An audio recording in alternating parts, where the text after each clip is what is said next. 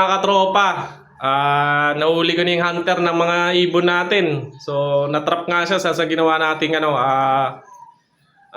trap rat na ginawa natin, na pinainan natin ng pagkain. So yun mga katropa, naubos yung ibon ko rito mga katropa.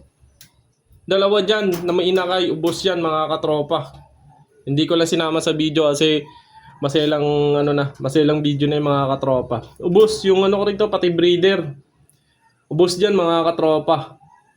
Breeder, dalawang inakay, dalawang breeder. Tapos yung anak nito na 1 weeks pa lang, ubos din mga katropa Ubos din yung dalawa. So ito, wala na rin laman to mga katropa.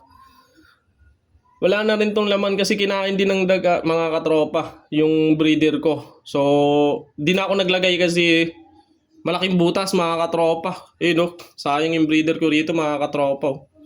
Anak pa naman ng Sarmento na galing kay Francis yun pa mga katropa. Yung iniram ko na kay parang Francis na Ome Sarmento na dalawang YB lang ang nabuhay kasi bawat anak niya isa lang binubuhay. So pangalawang clutch isa lang din ang nabuhay. So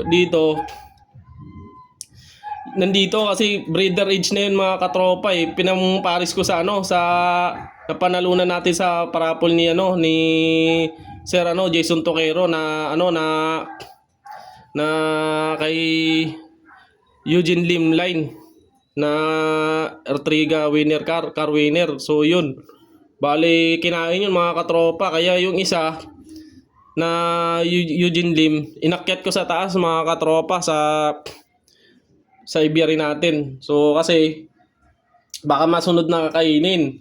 So inakyat ko siya mga katropa. Ang nawala dito mga katropa, yung anak ng Eugene Lim tsaka yung Sarmento na dalawa, kinain. Sayang, nasisingsingan sana natin yun. Dapat doon natin sisingsing yung naka YB. So hindi na natin nasingsingan mga katropa. Ito nakita ko sa taas sa Ibery, YB pa lang, nanghihina. So nakita ko siya nandun sa tabi, sa gilid, di kumakain. So binaba ko rito mga katropa. Ganun lang ako mag-treat mga katropa, isa-isa. Hindi ako nag-treat ng pangkalatad. So kung sino lang yung mahina at hindi kumakain, yun lang tinitreat ko mga katropa.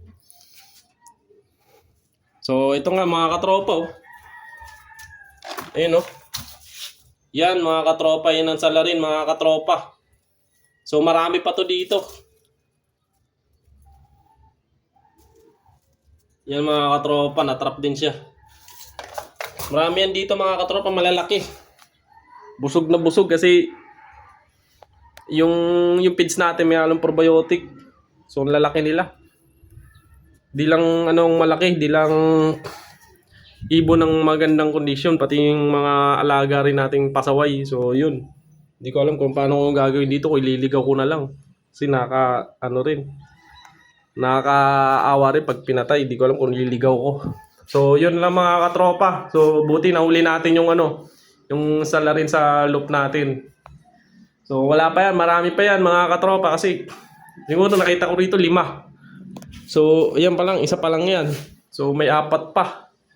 So yun lang mga katropa, nag-update lang ako sa mga warrior.